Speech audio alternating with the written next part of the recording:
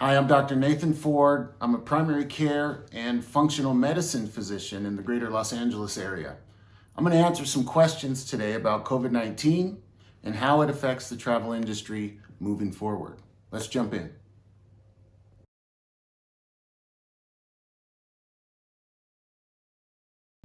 So the vaccine actually does not prevent you 100% from getting COVID-19 because in the studies, the first two vaccine trials that we looked at, Moderna and Pfizer-BioNTech, and we looked at the Moderna data, and what they showed was there were a small group of people who got the vaccine, basically 11 people out of 15,000 actually called in, reported symptoms, and then went on to test positive for COVID-19. So just by that alone, we can say that it doesn't 100% prevent COVID-19, but I want to back up for 1 second. Definitions are important here. COVID-19 is the disease, the symptoms you get when you're infected with the virus. The virus is SARS-CoV-2, SARS coronavirus 2. So keep in mind, in these first two studies, what they wanted to know was, does our vaccine prevent or limit the symptoms of COVID-19, the disease? Think about the flu, right? The flu is what you have. I have the flu, I'm achy, I have chills, headache, fever, etc. That is caused by the virus, though, influenza. So the takeaway here is, look, it looks like the vaccine, both the Pfizer-BioNTech and the Moderna vaccine, do a really good job at limiting the risk and preventing severity of COVID-19. What we don't know is if it limits the risk or prevents, well, we know it doesn't prevent, but if it limits the risk significantly of having asymptomatic COVID-19 and potentially transmitting the disease. These are things that we're going to find out as we go along in time here.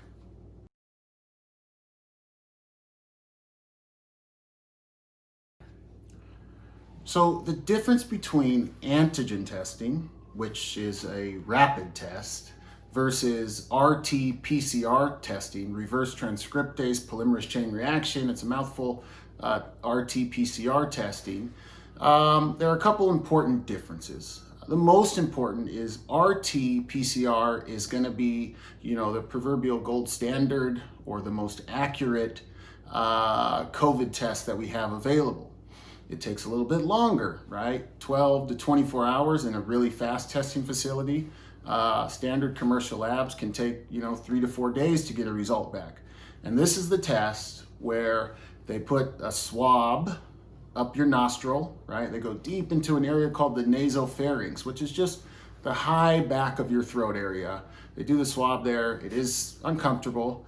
And then they take that, they put it in a solution that goes to the lab in a specialized machine called a PCR machine. And it multiplies whatever it finds in that sample. And if it finds the RNA, which is the information that this virus carries, there's something that RNA can attach to, and it makes millions of copies, and that results in a positive test. Okay, so that's reverse transcriptase PCR. Antigen testing is a tool that we've been using to get a rapid result. This is like 10 to 15 minute result. It's also a nose swab, but it really stays just in the nostril. It doesn't go up deep into the nasopharynx, and it's looking for proteins or think about it as tools that the virus makes and manufactures. That's what the swab is looking for in the antigen test. That also goes in a solution, and you get a result pretty quickly there. You don't need the big expensive piece of machinery to run that test. Now, the problem is, and what we're seeing now, a study recently actually showed that about 1 in 5 people with symptoms who tested positive on PCR for COVID-19 tested negative on the rapid antigen test. So it doesn't mean it's useless, but we need to keep it in context. It can be a rapid screening tool, but not the most accurate.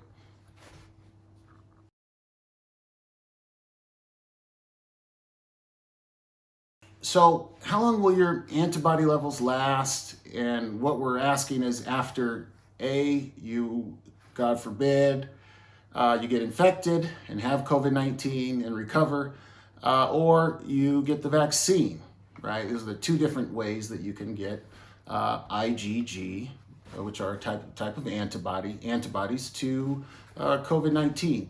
So what we're seeing right now is highly variable, okay? In natural infection, we're seeing your IgG levels, or your immunity really is the bigger picture here, last anywhere from a couple of months only to 6 months or more.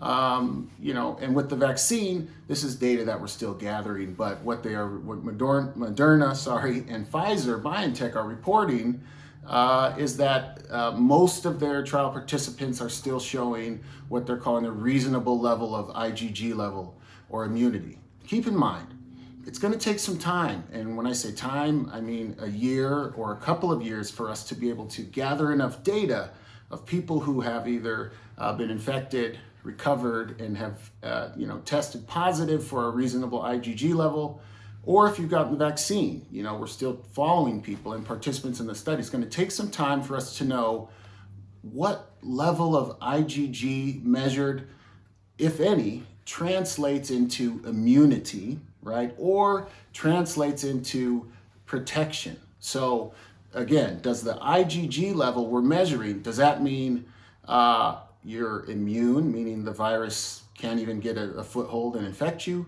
Does it mean that if you have a reasonable IgG level, you could be infected, but you'll have very mild symptoms? And plus or minus, you're infected, mild symptoms, and you can or cannot transmit that virus. These are all questions that we still need to answer as we go along here. So to answer the question, it's variable, right? And we're still determining exactly what the level means to us.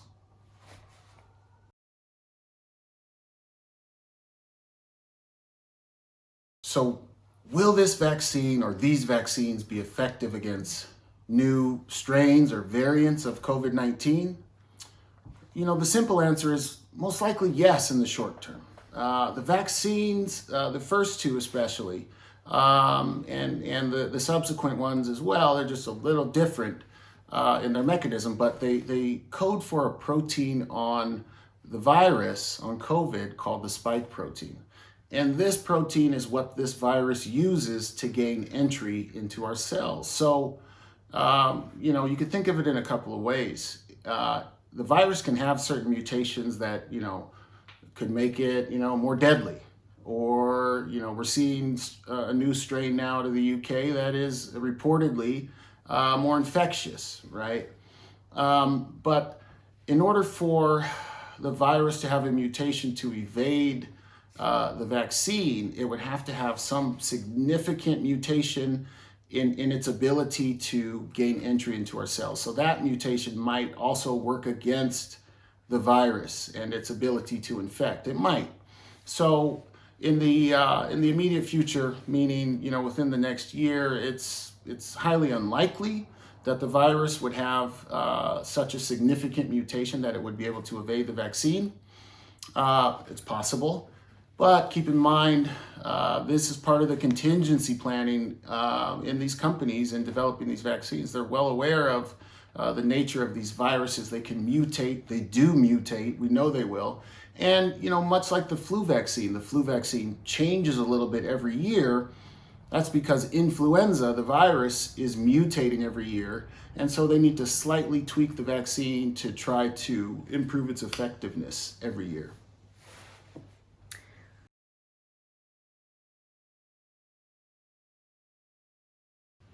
So I can say with the utmost confidence that we will absolutely still need masks, testing, and hygiene preventative measures to prevent the spread of COVID-19 in 2021 and probably into 2022 for at least the beginning.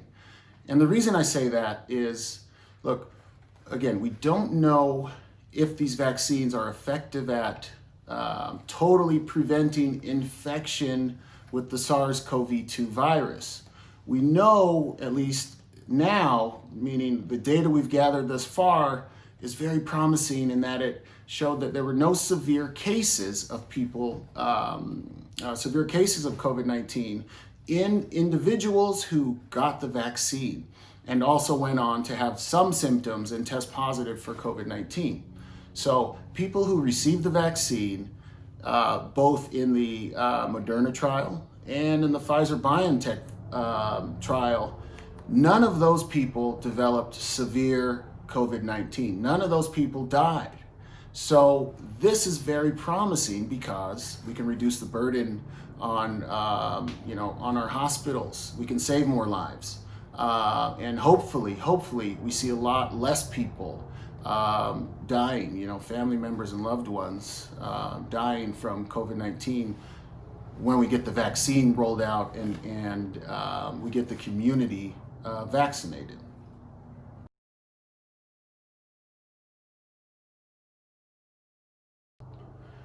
So how does the PCR test, how does testing continue to help us prevent the spread of COVID-19 in travel areas like a cruise or airplane or, some type of group travel situation? Well, the RT-PCR test is the best available test we have at screening for COVID-19. So even with the vaccine, even with people being vaccinated, we don't know if that means that they cannot be infected by COVID-19. In fact, the study showed us that there were a small group of people who received the vaccine who also became infected, albeit they did not have severe symptoms.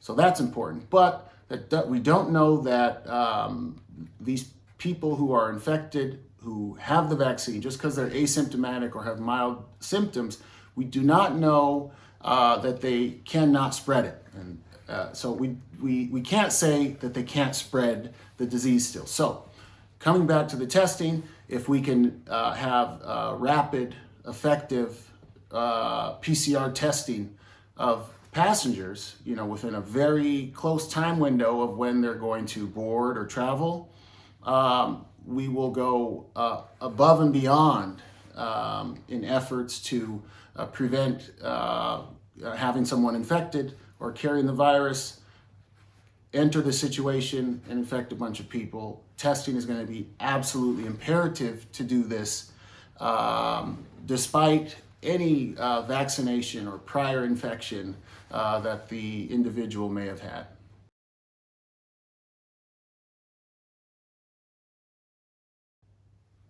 So I hope those answers were helpful. There were some great questions. Be safe, wear a mask, get vaccinated, and keep doing the most important things we can do to squash out this virus. And here's to a happy and healthy 2021.